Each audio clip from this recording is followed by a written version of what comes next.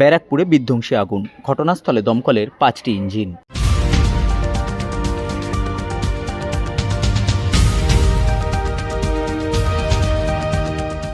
ব্যারাকপুর ঘোষপাড়া রোডে ভয়াবহ অগ্নিকাণ্ড।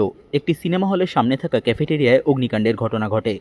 কিছুক্ষণের মধ্যে আগুন ছড়িয়ে পড়তে থাকে সিনেমা হলে এবং সিনেমা হলের পাশে দোতলায় থাকে একটি বিরিয়ানির রেস্তোরাঁয়। ঘটনার খবর পেয়ে ঘটনাস্থলে আসে দমকলের 5টি ইঞ্জিন। ঘটনাস্থলে আসেন ব্যারাকপুর পুলিশ কমিশনারেটের উপনগরপাল সদর অতুল বিশ্বনাথন, ব্যারাকপুর বিধানসভার বিধায়ক রাজ চক্রবর্তী, ব্যারাকপুর পৌরসভার পৌরপ্রধান উত্তম দাস সহ অন্যান্য প্রশাসনিক কর্তারা।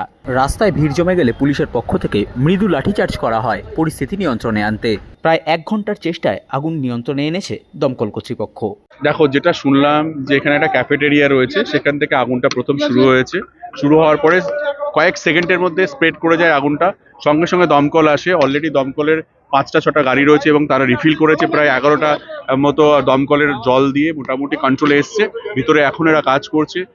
তখন সিনেমা হলে সিনেমা চলছিল, তখন এখানকার লোকজন সবাই মিলে চেষ্টা করে তাদেরকে বের করেছে ভিতরে।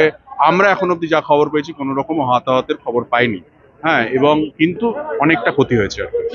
ছিল কি ছিল না সেটা পুলিশ প্রশাসন দেখবে অবভিয়াসলি, এবং আমার মনে হয় যে দুর্ঘটনা যে কোনো ভাবে হতে পারে আর কি। হ্যাঁ, তো সেটাও হতে পারে, এবং কি কারণে এটা লেগেছে আমার মনে হয় প্রশাসন রয়েছে, তারা ইনভেস্টিগেট করতে। হ্যাঁ, সবাই রেস্কিউ হয়েছে আশা করছি। আমরা এখনই খবর নিলাম ভিতরে কেউ নেই, পাইনি।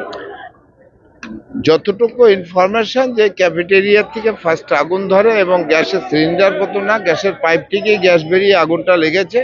তারপর সেই গ্যাসের আগুনটাই ছড়িয়ে গেছে। এখনো কোনো হতাহতের খবর পাওয়া যায়নি। তবে হল চলাকালীন যেসব লোক ভিতরে ছিল তারা মোটামুটি বেরিয়ে এসছে, এই অবস্থায় আছে। এখন বাকিটা ফায়ার ব্রিগেড এখনো ভিতরে কাজ করছে। এখন তারা বেরোলে ফুল রিপোর্টটা তাদের কাছে পাবে, এবং কেন কিভাবে হলো না হলো পরে তদন্তের বিষয় রয়েছে, সেটা তদন্ত করে যেটা দেখবে আন্ডার কন্ট্রোল।